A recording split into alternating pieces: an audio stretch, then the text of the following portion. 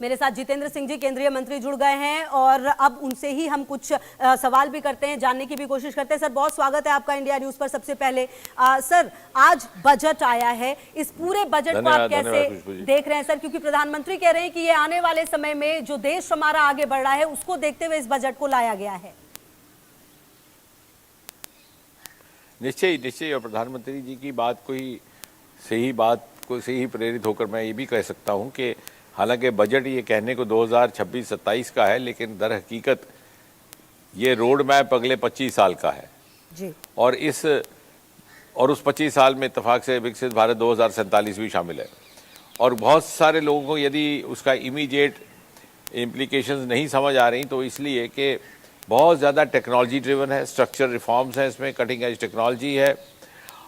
और अब जैसे उदाहरण के तौर पर सबसे बड़ी घोषणा है कि बायो फार्मा मिशन, दुनिया भर में अर्थशास्त्रों का ये मत है कि आने वाली जो औद्योगिक क्रांति रहेगी, इंडस्ट्रियल रेवोल्यूशन रहेगी, that will be biotechnology driven, जैसे कि पिछली बारी आईटी ड्रिवन थी जी। और हमारे लिए गर्व की बात है कि भारत पहले से we are into this, we are among 4 और 5 countries who have a dedicated biotechnology policy. तो बायो फार्मा मिशन 10,000 करोड़ रुपए की जो इन्होंने घोषणा की है और साथ ही साथ 2 इंस्टीट्यूट्स टीचिंग, इससे ना सिर्फ एम्प्लॉयमेंट जनरेट होगी बल्कि भारत की सामाजिक स्तर पर जो हेल्थ केयर सिस्टम है उसको भी कैटलाइज करने का मौका रहेगा। क्योंकि अब जैसे कहा गया कि नेशनल नॉन कम्युनिकेबल डिजीज में इजाफा हो रहा है, हर साल नए 12 लाख कैंसर के पेशेंट हिंदुस्तान में डिटेक्ट होते हैं, 11-12 करोड़ हमारी डायबिटीज़ की आबादी है, उसके लिए वैक्सीन, उसके लिए दवाइयाँ, उसके लिए इंडिजिनस सस्ते डिवाइसेस। और इस वक्त भी मैं आपकी जानकारी में डाल दूं कि भारत इंडिया पैसिफिक में तीसरे दर्जे पर है बायो मैन्युफैक्चरिंग में और पूरी दुनिया 12-13 में। तो इससे हम दुनिया की प्रथम कतार में आकर खड़े हो जाएंगे। इसी तरह से अभी हाल ही में आपने रिपोर्ट किया शांति बिल और शांति एक्ट, तो शांति एक्ट को लेकर के भी देखिए ये प्रावधान लाया गया कि duty exemption on components to be imported for nuclear plants, यानी जो पोटेंशियल इन्वेस्टर है उनको भी एक तरह का इंसेंटिव रहेगा। रेयर अर्थ कॉरिडोर्स बनाने की योजना है 4 प्रदेशों में, आंध्रा, केरला, तमिलनाडु, उड़ीसा। ये चीजें तो सर हम लगातार जियो बता ही स्पेशल रहे थे। पॉलिसी अब बहुत तेजी से। मेरा एक सवाल सर आपसे ये था कि अगर हम बजट 2026 को देखें तो अंतरिक्ष क्षेत्र की अगर हम बात करें तो इसमें 2% की वृद्धि की गई है। ऐसे में सवाल तो सर ये भी उठ सकता है कि क्या ये फंड जो भारत की महत्वाकांक्षी 44 बिलियन की अंतरिक्ष अर्थव्यवस्था को पूरा करने के लिए सर ये क्या पर्याप्त है? बिल्कुल पर्याप्त नहीं, उससे ज्यादा है। वो मैं समझाता हूँ आपको कैसे। वही जैसे मैंने शुरू में कहा कि अंग्रेजी में कहावत है कि I see what the mind knows. अब क्या है, जो स्पेस की मिशंस हैं वो डेडिकेटेड मिशंस के लिए उनके लिए अलग से एलोकेशन है। जैसे मिसाल के तौर पर गगनयान है, गगनयान के लिए 10,000 करोड़ पहले से ही निर्धारित है। हम कहेंगे जी इस साल कुछ नहीं आया तो वो कहना दुरुस्त नहीं होगा। दूसरा क्या है कि अब स्पेस को प्राइवेट सेक्टर के लिए खोल दिया गया। ये जो हम नाम नेहात अर्थव्यवस्था से आज 8.4 या 5 बिलियन डॉलर पहुंचे हैं, ये सिर्फ सरकार का पैसा नहीं है, इसमें प्राइवेट पार्टिसिपेशन भी है। और वो पार्टिसिपेशन प्राइवेट जो है वो डोमेस्टिक भी है और अंतर्राष्ट्रीय भी है। और इसी मिली जुली ग्रोथ के जरिए हमारा ये अनुमान आंकड़ा है कि आने वाले 8-10 सालों में हम 4-5 गुना बढ़ करके 45 बिलियन US डॉलर हो जाएंगे। अच्छा ठीक। अच्छा सर, अगर मैं पेंशन और एनपीएस सुधारों की बात करूं, क्योंकि एनपीएस सर एक ऐसा विषय रहता है जो कि बहुत ज़्यादा जो एक आम जनता है उनके लिए बड़ी चीज़ होती है। ऐसे में क्या सरकार 2026 में बजट के माध्यम से सर न्यूनतम सुनिश्चित कुछ रिटर्न योजना जैसे MARS जैसी किसी और सुधार पर भी विचार हो सकता था? उसकी जरूरत नहीं है, इसलिए नहीं कि आपको याद होगा शायद, यानी तो मैं आपको याद करवा दूं कि यूनिफाइड पेंशन स्कीम लाई है हमारे एक विभाग ने जो पेंशन वेलफेयर है, और उसमें ऑप्शन दे दिया गया। तो अब वो विवाद भी कोई बहुत ज़्यादा नहीं रहा जो पहले कुछ लोगों में कुछ आशंकाएं थी। तो बहुत सारे समाधान हो चुके हैं, बार बार उसको दोहराने की आवश्यकता नहीं है।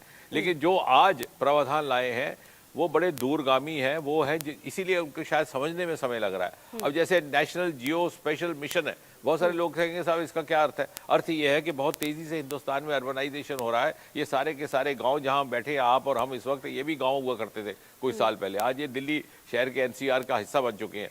तो किस तरह से इनकी प्लानिंग होगी आधुनिक तरीके से। और पहले नेशनल जियो स्पेशल पॉलिसी इस सरकार ने लाई थी, वो भी साइंस एंड टेक्नोलॉजी के विभाग के माध्यम से। अब उसको साथ इसको जोड़ा, और जो गति शक्ति हमारी एक पहले से स्कीम एग्जिस्ट करती है उसके साथ जब अलाइन हो जाएगा तो गति शक्ति इस समय ग्लोबल सक्सेस स्टोरी मानी गई है। तो ये वो आज प्रावधान है जो नहीं थे, लेकिन आने वाले सालों में वो बहुत ज़्यादा महत्वपूर्ण रहने वाले हैं। अब हेल्थ को लेकर के निम्स 2 उत्तर भारत में, पहले सिर्फ हैदराबाद में था। मेंटल हेल्थ की ये जो अब हमें समस्याएं देखने को मिल रही हैं, कुछ वर्ष पहले तक नहीं थी। अब इतने सारे हमें साइकोलॉजिस्ट भी चाहिए, साइकेट्रिस्ट भी चाहिए, काउंसलर्स भी चाहिए। तो ये कुछ मूल विषय हैं जिनको लेकर के दूरगामी सोच के साथ ये योजनाएं बनाई गई हैं। अच्छा, ठीक है। अच्छा सर, क्योंकि जम्मू कश्मीर कार्बन यूटिलाइजेशन है एक इसमें एक हाँ सर ठीक है, आप पूरी कर कार्बन लें, सर, यूटिलाइजेशन को लेकर के 10,000 करोड़ रुपया निर्धारित किया गया। हाँ, तो कार्बन यूटिलाइजेशन से जो हमारा टारगेट है नेट जीरो बाई 2070 के, भाई हमारी इन्वायरमेंट भी साफ रहेगा। दिल्ली में बात की जाती है एयर पोल्यूशन की, वो ये सारा उस तरफ उस जाने भी जाएगा। जो ये नया ये जो एक 10,000 करोड़ रुपए की नई एक प्रावधान लाया गया, तो सारा कुछ आने वाले सालों के लिए। इसीलिए मैंने कहा कि बजट चाहे 26-27 का है, लेकिन रोड मैप 25 साल का है। ठीक है। अच्छा सर, क्योंकि उधमपुर निर्वाचन क्षेत्र का प्रतिनिधित्व आप करते हैं, जम्मू कश्मीर को हमने सर बदलते हुए देखा है और लंबे समय से हम देख रहे हैं कि उसमें किस तरह से बदलाव आ रहे हैं। आने वाले समय में अगर जम्मू कश्मीर की सर बात की जाए तो बुनियादी ढांचे, स्टार्टअप और जो मिशन कुछ वहां पर लाए गए, केसर मिशन, इसको कैसे सर क्रियान्वित किया जाएगा, जमीन पर कैसे लाया जाएगा, और आने वाले समय में जम्मू कश्मीर के लिए सर और क्या चीजें हैं, क्योंकि बहुत कुछ अभी वहां पर करना बाकी है। अगर आप इसी बजट की बात करें तो जैसे उनके बजट के एक हिस्से में लिखा है कोकोनट टू सैंडलवुड, हाँ। तो उसमें ये सारा केसर वेसर का जो आप कह रहे हैं, जो अरोमा मिशन है, हाँ। वो उसका जन्म जम्मू कश्मीर से हुआ था। लेवेंडर एक नया आयाम बनकर आया, नया विकल्प आया स्टार्टअप्स के लिए, और पर्पल रेवोल्यूशन जिसे बैंगनी क्रांति कहा जाता है। आज के बजट में एक और महत्वपूर्ण चीज़ है जिसका जम्मू कश्मीर से ताल्लुक है सीधा सीधा, वो है माउंटेन ट्रैक्स फॉर ट्रैकिंग। तो ये खासतौर पूर्वोत्तर और जम्मू कश्मीर के लिए, और जम्मू कश्मीर घाटी में भी, और साथ ही साथ डोडा जिले के जो ऊपर के इलाके हैं, भद्रवाह इत्यादि, वहाँ ट्रैकिंग का स्पोर्ट्स प्रमोट होगा, टूरिज्म प्रमोट होगा। तो मुझे लगता है कि हर क्षेत्र के लिए और हर सेक्टर के लिए कुछ ना कुछ इस बजट में है, लेकिन वो दूरगामी है। जी। अच्छा सर, एआई, इसका बहुत ज़्यादा जिक्र होता है, लेकिन अगर हम एआई और गवर्नेंस की बात करें तो आने वाले समय में सर कार्मिक विभाग या सरकारी सेवाओं में एआई का इस्तेमाल मतलब कि कैसे हो सकता है, इसका उपयोग बजट के लिए अगर हम बात करें तो ये किस तरीके से इसको देखा जाए, इनके संबंध को, एआई को? नहीं, बहुत बढ़िया बात कही आपने। और एआई का इस्तेमाल कार्मिक विभाग में तो हो ही चुका है। हमारा जो सीपी ग्राम्स है, जो हमारी शिकायत रखने का पोर्टल है, वो आज ग्लोबल सक्सेस स्टोरी है। बाहर के देशों से अधिकारी आकर के उसका अध्ययन कर रहे हैं, मालदीव से, साउथ अफ्रीका से, कीनिया से, बांग्लादेश से, श्रीलंका से।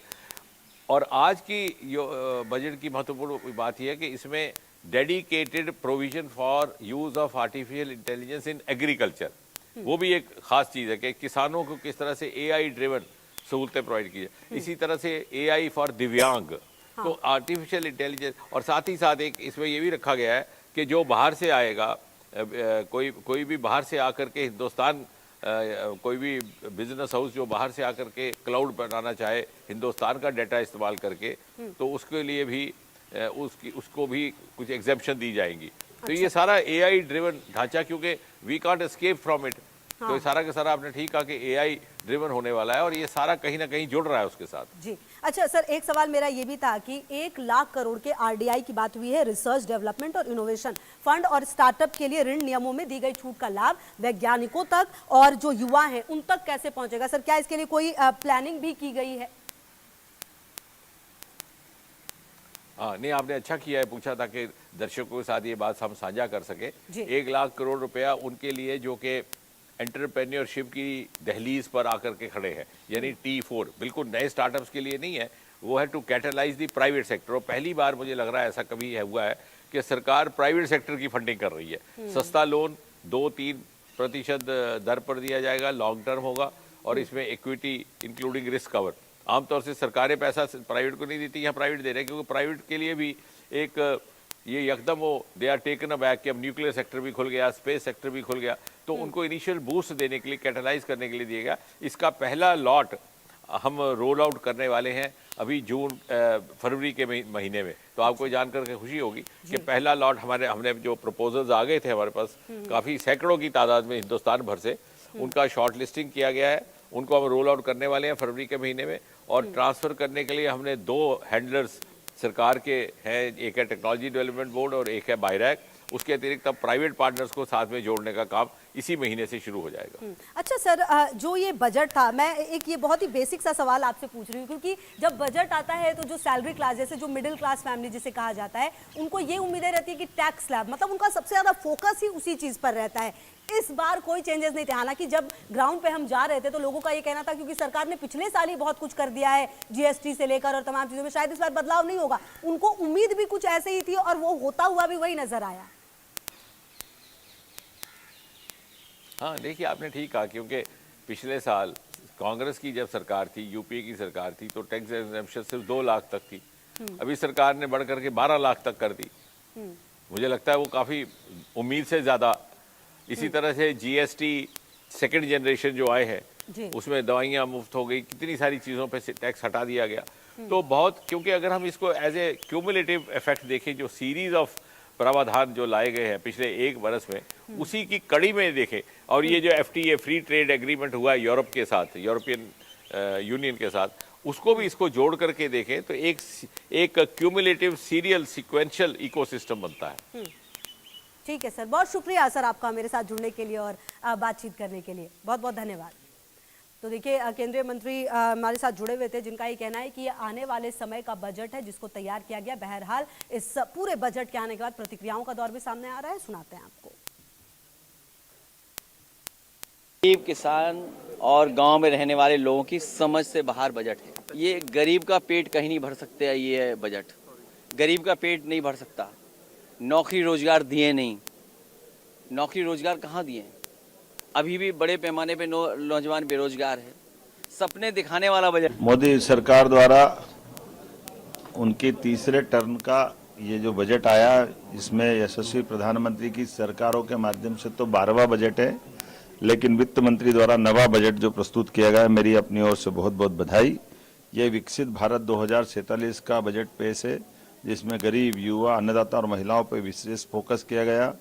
It's a budget for every citizen, सबका साथ एंड सबका विकास, सबका विश्वास और सबका प्रयास। ये बहुत ही प्रगतिशील बजट है, विकसित भारत का रास्ता स्पष्ट करता है, जहां पर इंफ्रास्ट्रक्चर, जहां टेक्नोलॉजी, जहां किसानों के लिए, दिव्यांगों के लिए, आयुर्वेद के लिए और इन्वेस्टमेंट बढ़ाने के लिए बहुत बड़ी बड़ी बातें की गई हैं और ईज ऑफ डूइंग बिजनेस को बहुत और तेज गति से आगे बढ़ाया है। मैं अभिनंदन करता हूं माननीय प्रधानमंत्री जी का, निर्मला जी का। ये विकासशील बजट है और देश की प्रगति को और आगे बढ़ाएगा। देखिए, बहुत ही परिपूर्ण बजट है और जैसे अनुमान था, नरेंद्र मोदी जी ने जिस प्रकार से इस देश में विकास और कल्याण की राजनीति को आगे बढ़ाया है और जो उन्होंने संकल्प लिया है 2047 में ये हिंदुस्तान विकसित भारत बने, तो हर सेक्टर को आत्मनिर्भर, स्वावलंबी और सशक्त बनाने के मंसूबे से लाया हुआ ये बजट है। ने जो 26-27 का 2026-27 का बजट जो नरेंद्र मोदी सरकार का बजट है, ये बजट जो पेश किया है, ये बजट बहुत बड़ा क्रांतिकारक बजट है। देश को सुंदर बनाने वाला है, देश के हर वर्ग की तरफ ध्यान दे दिया है और व्यापारी है, उद्योगपति है, आम आदमी है, जो मजदूर है, ऐसे अनेक लोगों की तरफ ध्यान दिया है। दिव्यांग जनों के लिए भी अनेक स्कीमें अनाउंस की गई है। तो इसीलिए ये बजट जो है सामाजिक न्याय के साथ साथ आर्थिक न्याय देने वाला बजट है। और इसी बीच एक बड़ी खबर आपको बता दें, पाकिस्तान